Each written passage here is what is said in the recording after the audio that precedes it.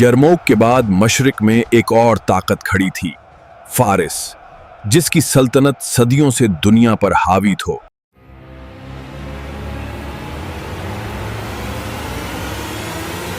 फारिस के पास वो हथियार था जिससे हर फौज कांपती थी, जंगी हाथी।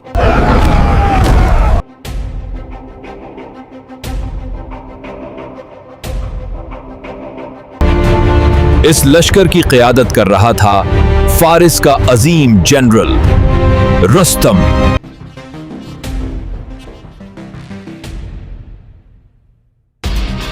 दूसरी तरफ एक सादा मगर पूर अज़्म लश्कर था,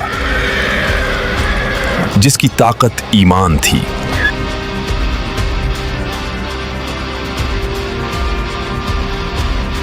साद बिन अबी वक़ास रदी अल्लाह इन बीमारी के बावजूद इस जंग की क़यादत कर रहे थे। और फिर वो लम्हा आ गया जब दोनों लश्कर टकरा गए।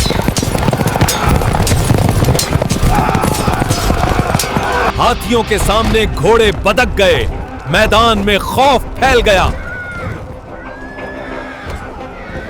लेकिन यह सिर्फ ताकत की जंग नहीं थी, यह हिकमत अमली की जंग थी। जब पहला हाथी गिरा, फारिस की बर्तरी भी गिरने लगी। यह जंग एक दिन में खत्म न हुई, रातें भी मैदाने जंग बन गईं।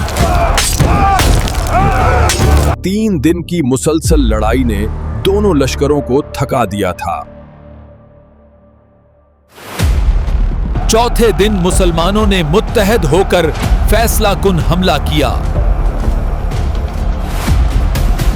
इसी दिन फारिस का गुरूर रुस्तम हमेशा के लिए खत्म हो गया। अपने सरदार के गिरने के बाद फारिस की फौज टूट गई।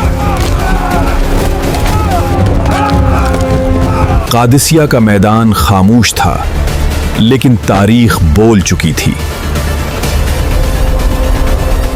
एक अजीम सल्तनत हमेशा के लिए झुक चुकी थी। कादिसिया के बाद रास्ता खुल चुका था मदाइन की तरफ। इस जंग ने दुनिया का नक्शा बदल दिया।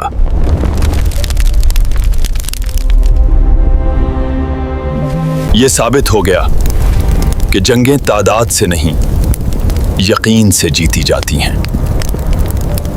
अगली वीडियो में किसरी का महल, मदाइन और फार्स का मुकम्मल खात्मा।